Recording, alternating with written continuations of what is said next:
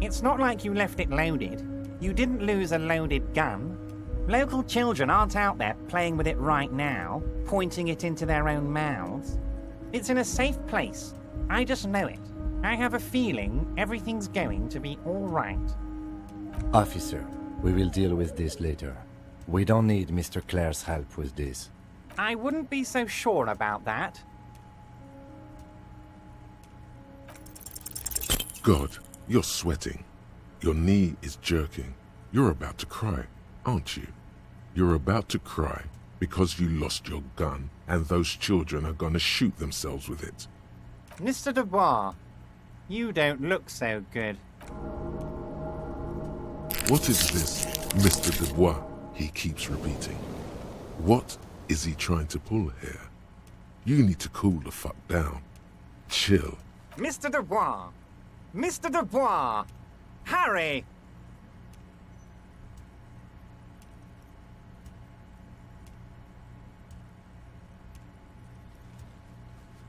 Mr. Dubois, are you okay?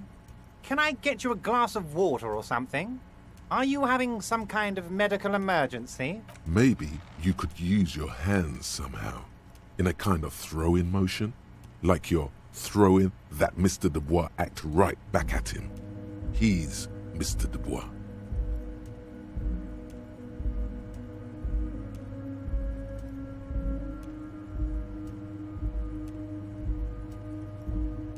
Don't be dramatic. I can see your condition isn't terminal. What an odd demonstration of... you got me, Harry. I don't even know what. As entertaining as it was, I'm afraid we're wasting our time. And I'm an extremely busy man, as I'm sure you are too. Okay, enough. We are here to ask you some questions pertaining to a murder investigation. It is about time to stop embarrassing yourself. Questions will help you regain some of your lost dignity.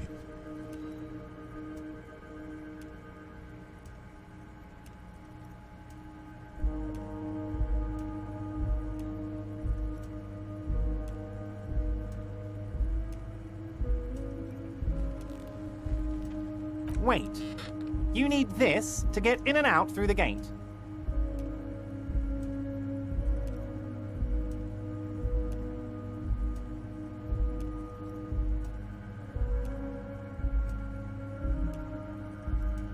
Here, you're one of us now. A real red and white Union man. Take care, Harry.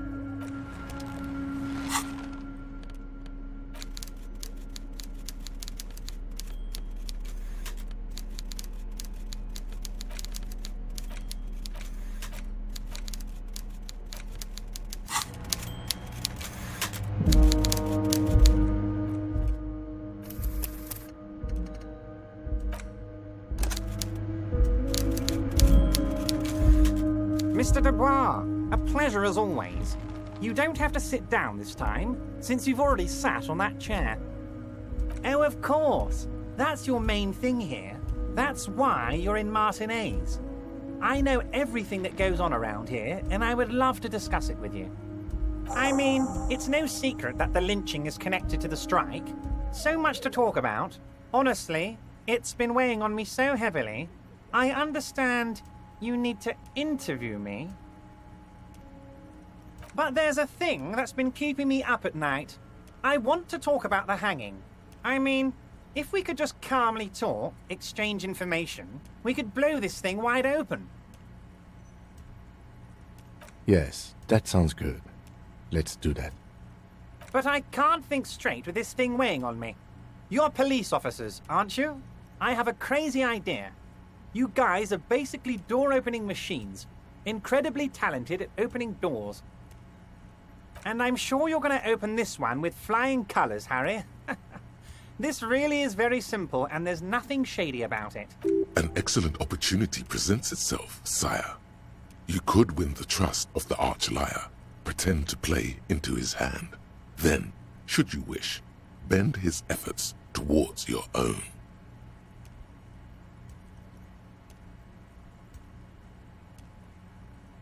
Fantastic, my friend. Just let me know when it's done and we can take our friendship to the next level. You can get the key from Manana. He's down by the gates. Manana's like a free agent in the Union. Special operations. Hardened socialist. A real free thinker, too. He'll tell you precisely where the door is. One last thing, Harry. Just open the door. You don't need to go in or anything. I just want that weasel to come home and see the unlocked door. See you soon, Debarder. Just kidding. But not too much.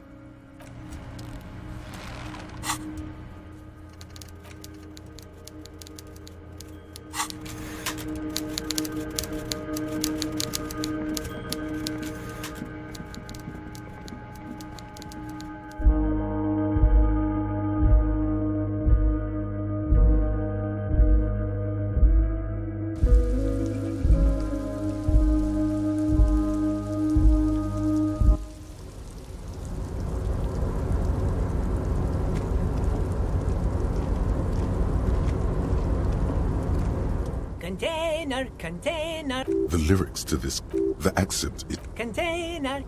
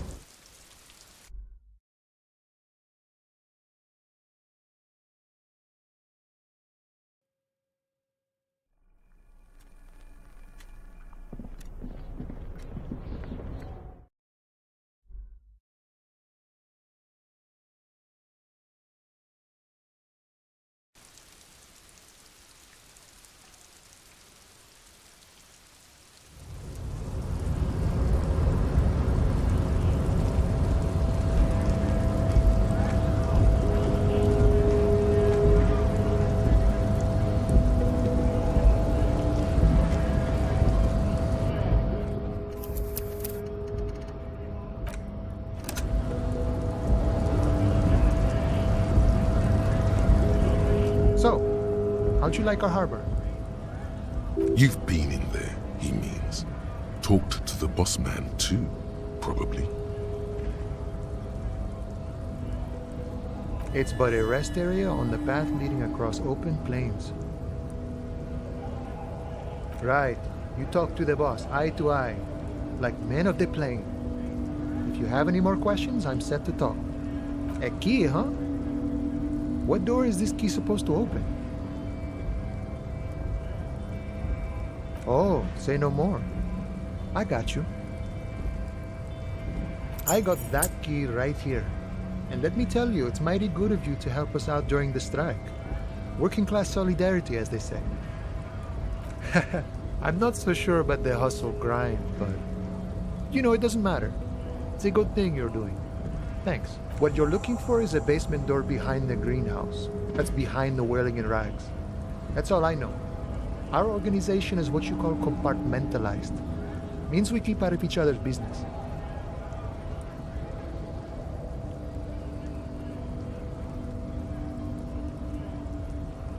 Okay, but where did you get the key from? The janitor gave it to me. Nice fella. We talked about life and things that really, truly matter.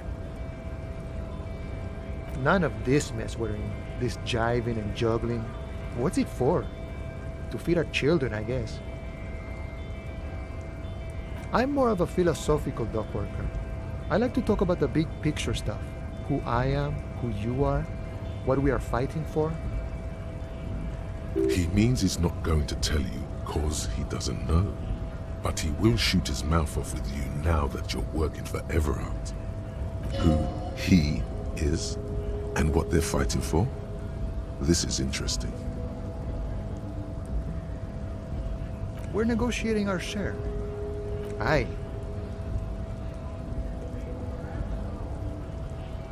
This stuff, they already covered.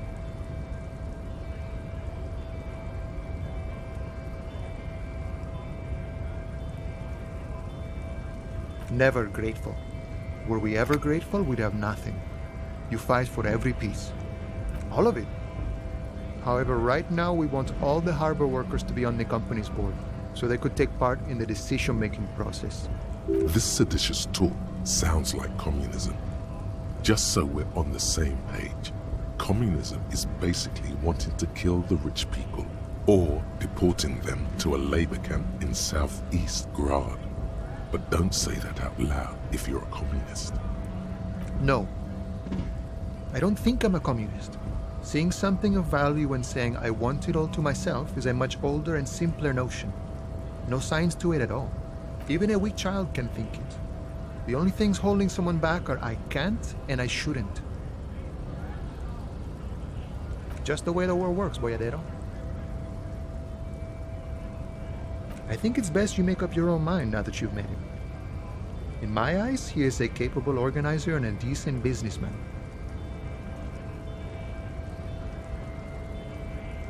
I guess you kind of get to be the village chief. He oversees the harbor, makes deals with the owners or other relevant parties, watches out for his own.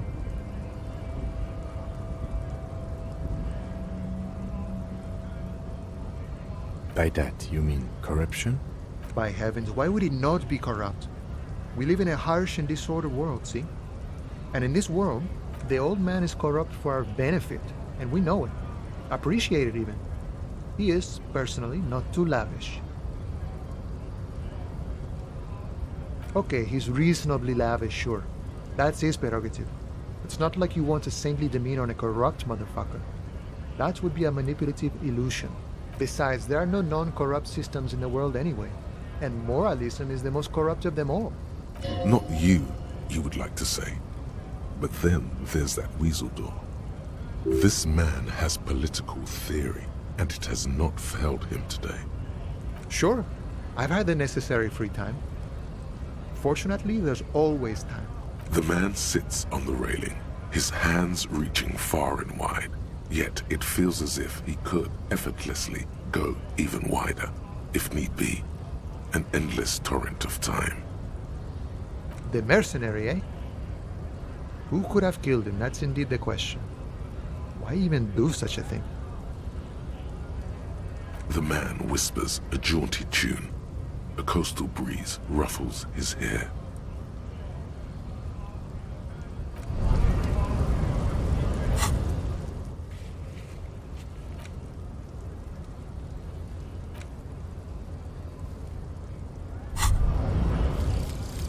Advanced race theory. Everything is calm in the eye of the race storm. Your mind is lucid and bright. The mind-bending phylogenetics appear more distant and, to be fair, a little ridiculous. The great race mystery has cleared up. All that's left to do is verbalize your thoughts. Go and talk to Measurehead about your newly found insights.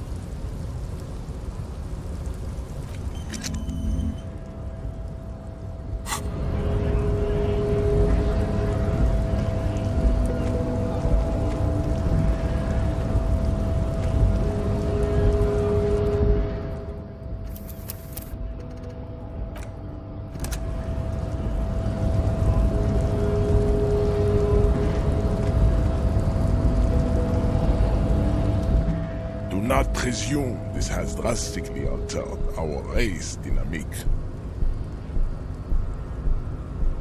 True, I said nothing about our personal dynamic.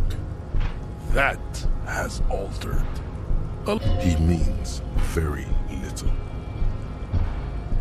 And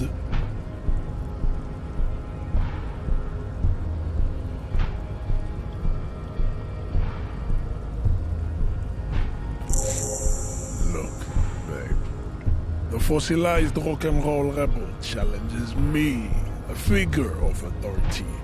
He is trying to reinstate his individualism with swear words taken from rock songs from the last century.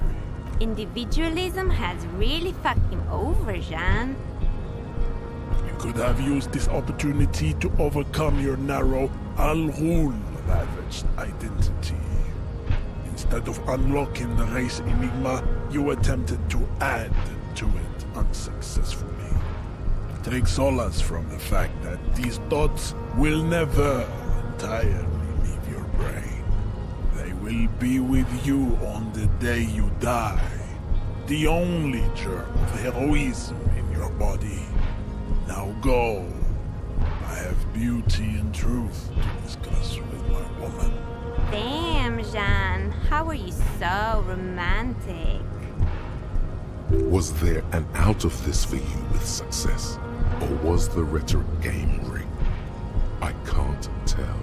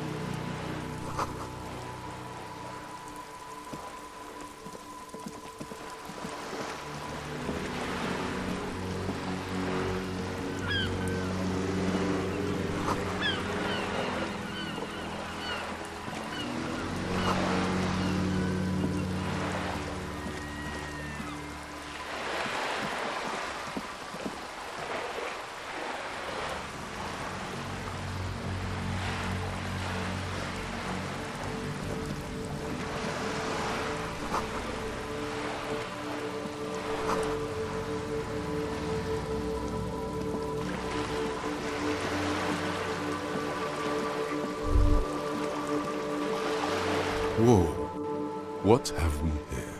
A bridge with loose nails and rot-infested wood that creaks in the wind.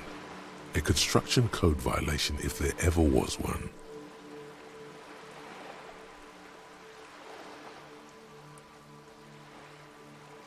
Guess so. Just be careful out there. One false step could cost you dear.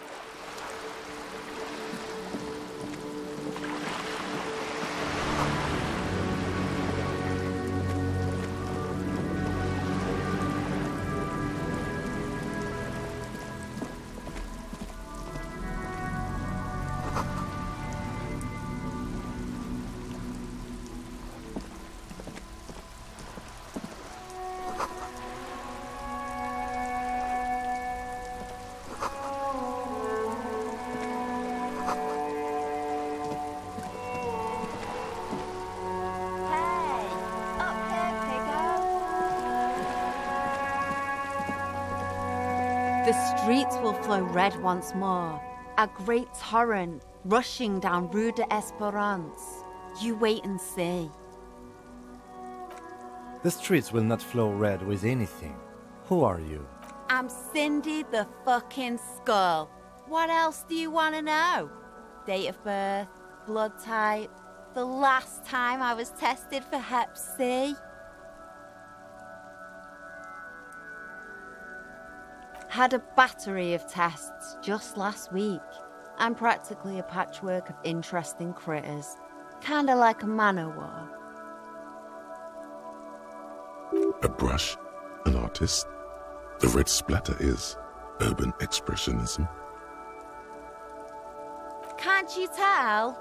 I'm painting a beautiful mural, an aereo graffitio visible from low orbit. I haven't really started it yet. I'm waiting for the right words. Yeah? Let's be realistic. What are you going to do? Climb up there? You heard your partner, Piggy. I'm unstoppable. I ain't no snitch, Pigstein. Go forth and forage in someone else's shit. No shortage of squealers in these parts. Actually, there is a shortage of people who talk to us in a normal, calm, informative manner. We weren't put on this earth to make your life pleasant, fucko. She nods disdainfully toward the woman performing maintenance on the boat docked next to the pier. That was... The woman on the boat does not notice her staring. Ozon is an archipelago 2 days' travel away from Rivershark. Its moneyed residents, used to posh restaurants and upscale boutiques, rarely have reason to visit Martinez. Probably the Wild Pines rep. We should talk to her. She's a professional negotiator, though. I have the feeling she will be very cooperative while telling us nothing. You should take the lead. Ask her unexpected questions, Do your thing. Don't be afraid to get a bit wacky. Throwing her off is our best bet. Good idea, piggies. Run along now. Fuck her shit up good. Impound that boat while you're at it. I'd like to watch her swim back to Ozon. Watch your back, Ungulate. You've got eyes on you.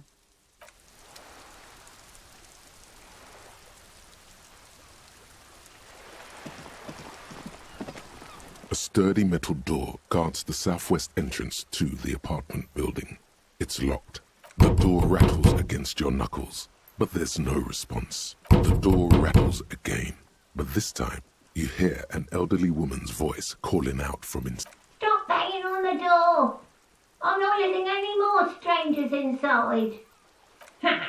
The police? Everyone knows the police don't come round here.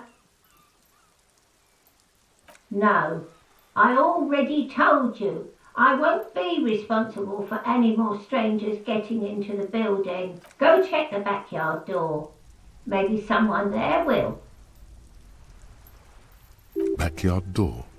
There must be another entrance to the east. Madame, I assure you, we are real police officers. There is no reply.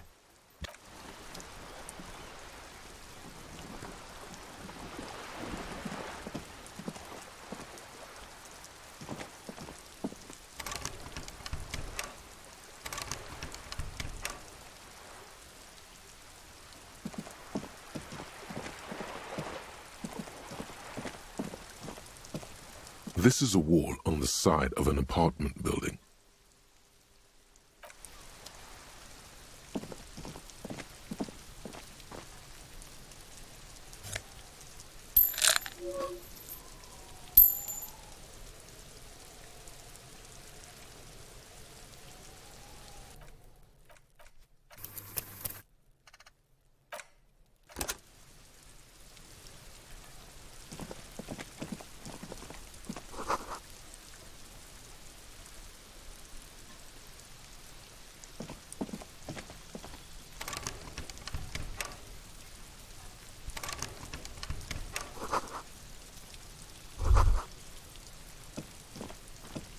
You see a young man on a balcony nursing a cigarette. His eyes have been following you for a while. Not looking for any trouble, officer. It's the voice of someone who has something to hide, my liege. Sorry, I don't have time for this. I just want to finish my cigarette and be gone. Don't let him go. This could be your witness. The balcony has a great view of the whole thing. Is it really that important? All right, but make it quick. Once I finish this cigarette, I have to run. My name? My name is Martin Martinez. That's definitely not his real name. No, of course not. Could you please lower your voice? Ask him again. And I really need to finish this cigarette. But he hasn't left yet.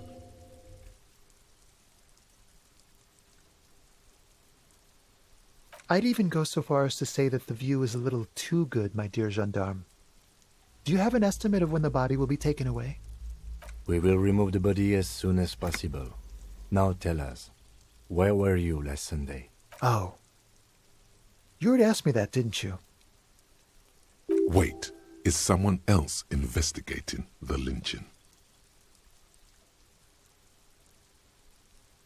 No, not you. Some more muscular type. And when did you speak to this more muscular gentleman? Last week? I don't know. Look. A downy blanket of white to cover up the miserable poverty of the scene. You didn't answer the question. What were you doing last Sunday? I had a friend over. It was my Sunday friend. Makes sense. Friends are nice on Sunday. You don't have to work. You can just spend time with pals, watching rugby and drinking beer. He doesn't reply, gesturing no with his cigarette. Under the grey sky, snow continues to pile on the neighboring windowsills. No. We won't.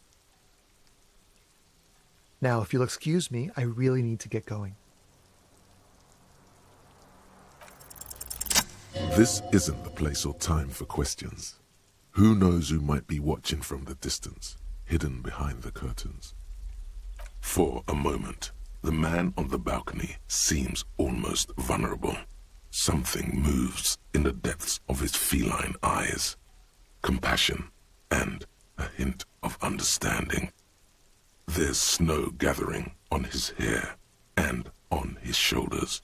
A speckle of white against the purple that hangs loose on his slender frame.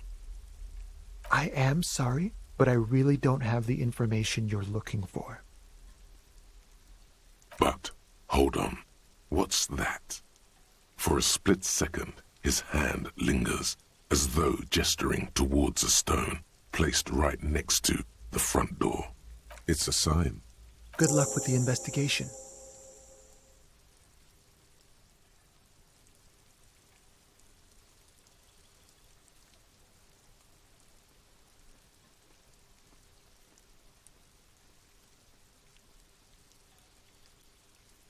He's gone.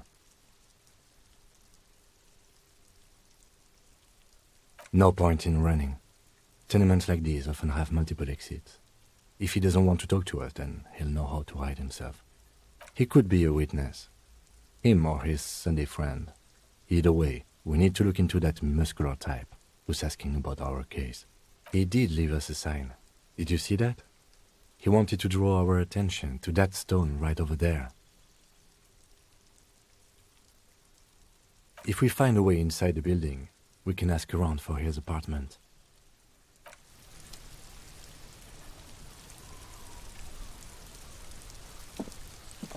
A stone, like any other, lying in a whirl of sleet and mud. Maybe there's something under it. There's a key beneath it, rusty from the dirt. This must be for the front door. Pity he doesn't have the apartment number on it. This building has many apartments and the man can be in any of them. We'll just have to go in and see.